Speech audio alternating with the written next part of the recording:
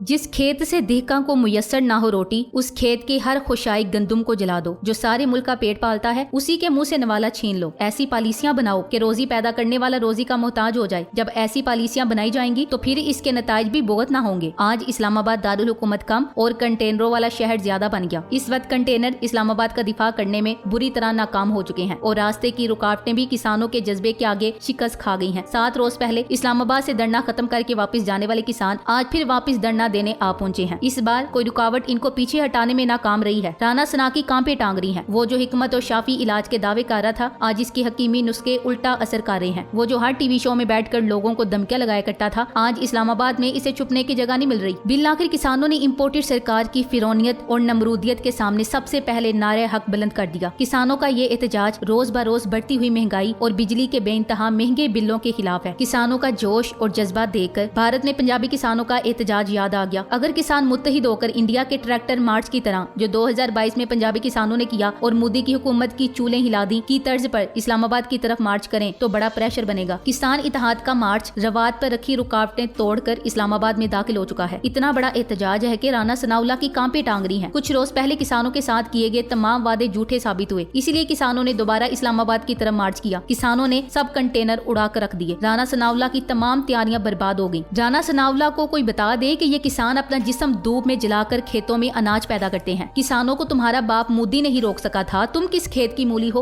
और अभी खान अपनी अवामी सुनामी को लेकर इस्लामाबाद नहीं आए और इस शैतानी चमकादर की सारी तैयारी फेल हो गई। मैं तो कहती हूँ कि लगे हाथ इमरान खान भी मार्च का ऐलान कर दे और इन सब चोरों को पकड़कर समंदर बुर्द कर दे। इनकी नस्लें याद रखें कि पाकिस्तान को लूटना नहीं। शायद राना साहब के आंसू गैस से लेस ड्रोन्स और रबड़ बुलेट्स वाली राइफलें सर्विस करवाने गई हुई हैं, इसीलिए वो खामोश हैं। पाकिस्तान एक जरी मुल्क है, इसकी माशियत का बड़ा इन्हिसार किसानों पर है। इस वक्त सबसे ज्यादा ज्यादती और इस्तेसाल का शिकार भी किसान ही है, मगर ये फाशिस्ट हुकूमत किसानों को कोई भी रिलीफ देने को तैयार नहीं है। राना सनाउल्लाह ने अपने हमनवा लिफाफा जर्नलिज्म के मास्टर हामिद मीर के प्रोग्राम में बैठकर दावा किया था कि इमरान खान एक मरतबा इस्लामाबाद आए तो सही, इसका मुकम्मल मक्कू ठप देंगे। वैसे राना सनाउल्लाह का बयान अपनी जगह, लेकिन हामिद मीर जिस तरह का गंदा इशारा करके राना साहब के बयान की तशरीह कर रहा है, वो इन 3rd क्लास सहाफियों और क्रिमिनल वुजरा के दरमियान गठजोड़ को बेनकाब कर रहा है। इमरान खान इस करप्ट निजाम के बारे में बिल्कुल दुरुस्त फरमाते हैं। जितना बड़ा मुजरिम उतना बड़ा ओहदा, जिसे जेल में होना चाहिए, वो राना सनाउल्लाह मुल्क का वजीर दाखिला है। जिस तरीके से अंडरवर्ल्ड के डॉन की तरह ये शख्स कौम को धमकियां लगाता रहता है, इससे इसकी मुजरिमाना ज़हनियत का अंदाजा होता है। अफसोस का मकाम तो ये है कि पब्लिक को इसके पुरअमन एहतजाज पर धमकियां देने वाले इस फितने का मुंह तोड़ने के लिए कोई नहीं है। निजाम भी ऐसे जुबान दराज और जहनी मरीज किस्म के वजीर दाखिला के लिए सजा तजवीज नहीं करता। PTI के नौजवान भी अपने हाथ साफ करने तैयारी में है। वो पुकार पुकार कर कह रहे हैं कि राना सनाउल्लाह, तुम्हारी जुर्रत भी कैसे हुई कि तुम पाकिस्तान के शहरियों को धमकी दो। पाकिस्तान हमारा मुल्क है और हम इसके मालिक हैं। खान साहब की कॉल आएगी तो हर सूरत इस्लामाबाद पहुंचेंगे और फिर अल्लाह के हुक्म से राना पर हाथ भी साफ करेंगे। खान साहब ने आज ही राना सना को ललकारा। इमरान खान ने राना सनाउल्लाह और चेरी ब्लूसम को यूथ कन्वेंशन से खिताब के दौरान वार्निंग दी कि राना सनाउल्लाह अभी से छुपने की तैयारी कर लो। इस बार कप्तान की तैयारी के सामने तुम्हारी आंसू गैस और रबड़ की गोलियां काम नहीं आएंगी। 100 किलो वाली बोरियां एक कंधे से उठाने वालों और पूरा एकड़ सख्त गर्मी में कई से हल चलाने वालों के सामने ये कंटेनर खड़े किए हैं जो इनके आगे खिलौना साबित हुए हैं। ये पंजाब के किसान हैं। ये पंजाब दुश्मनों को भी ऐसे ही उठा कर फेंकेंगे। सोचने की बात है कि कौन से चैनल हमारे किसान भाइयों की जद्दोजहद को दिखा रहे हैं और कौन सी हड्डी खाने में मसरूफ है। ये सारे चैनल्स अपने लिफाफे और टोकरे हलाल कर रहे हैं। राना बांदरी से किसान तो रुक ना सके। मूछों वाला बांदर सोच ले, तहरीक इंसाफ वाले अब आगे तो छुपने की जगह भी नहीं मिलनी। वो 40,000 शेल तो आज फारिग हो जाएंगे। फिर क्या होगा जब खान मैच खेलने आएगा? इंशाल्लाह वो वक्त करीब है जब लोग अपने तहफ्फुज के लिए इम्पोर्टेड हुकूमत और इसके हवारियों को उठाकर बाहर फेंक देंगे। मरियम रंगबाज दौड़ी आएगी और कहेगी कि अब चाहे राना सनाउल्लाह रोए, चीखे या पिटे, अब कुछ नहीं कर पाएगा। राना सनाउल्लाह की फुल प्रूफ तैयारी की ऐसी की तैसी करके रख दी किसानों ने। रास्ते से सब कंटेनर्स हटा दिए और डी चौक की तरफ रवा दवा होगा दमादम मस्त कलंदर। राना सनाउल्लाह कहाँ छुपा हुआ है जो टीवी पर धमकियां देता था? माशाल्लाह किसान भाई तो सोटियां भी हाथ में पकड़े हुए हैं। सोटी खुदा ना खास्ता लड़ने के लिए नहीं है, बल्कि ये किसान का ट्रेड मार्क होती है। वो सांपों और कुत्तों से बचाव के लिए रखते हैं। इस्लामाबाद में भी सांप और कुत्ते बहुत जमा हो गए हैं। किसान इन सांपों से निमटने गए हैं। किसानों की तादाद देखकर कांपे टांग जाएंगी। हजारों किसान इस्लामाबाद में दाखिल होंगे। जी आया नु मेरे किसान भाइयों, तुहानू अल्लाह दियां रखा। मेरे देहकान पसीनों में डाले हुए, मेरे मेहनत कशों के सुनहरे बदन, मेरे मजदूर इस दौर के कोहकन, चांद मेरी जमीन फूल मेरा वतन। किसानों का मुतालबा क्या है? इनका मुतालबा है कि बिजली की कीमतों में जो इजाफा हुआ है वो वापस लिया जाए। पहले किसान को 5 रुपए